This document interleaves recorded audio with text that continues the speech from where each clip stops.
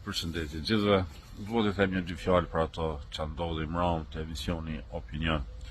Pavarësisht se si duket aty në video, situata në studio ishte ndryshe, nuk ka pas kontakt mes meje dhe Beratit. Ai thjesht i nervozuar ngritet nga karrika e tij, vjen në drejtim timin, edhe rrin aty një 2 sekonda dhe shkon, unë thjesht e largoj pa kokën anash. Ju e keni pasur, nuk kam lëviz nga vendi fare, nuk jam turbullu fare, fatmirësisht ishte ashtu. Në video i dëgjova dhe disa të shame, ato në studio nuk kam pasur mundësi të dëgjoj, më mirë që si kam dëgju edhe sikur t'i kisha dëgju, uroj që t'isha sjell, po njësoj. Pse po e them këtë, sepse ne jemi intelektual, unë jam intelektual, arma ime është fjala, është mendimi, në studio kam shku për debatu, për diskutu. Unë e konsiderova që nuk ishte vendi aty që të diskutoj për Albin Kurtin, u bë temë, Berati e morri në mënyrë emocionale, ajo është çështja e tij.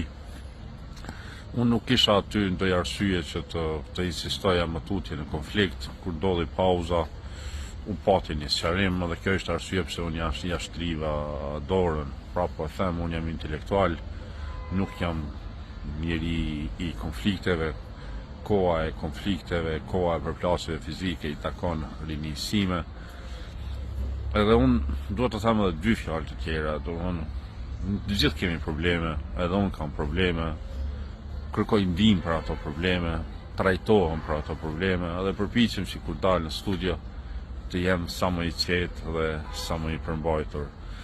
Debati duhet vazhdoj, diskutimet duhet vazhdojnë, njerëzit duhet të shkëmbejnë mendime, njerëzit duhet të jenë të lirë që të shprehen ashtu si mendojnë, të mbajnë ato qëndrimet të cilat i kanë, edhe për gjithë ata njerëz që më kanë shkruar, të shqetësuar, edhe me mendime nga më ndryshme, ju them se kjo për mua është çështje e mbyllur, edhe unë nuk e kam ndërmend që këtë gjë ta shtyj më tytje edhe ta diskutoj më tutje. Ju faleminderit gjithëve për prekrajen, faleminderit atyre që kanë komentuar në format më të çuditshme, në formë negative, unë asgjë nga ato nuk i marr personale.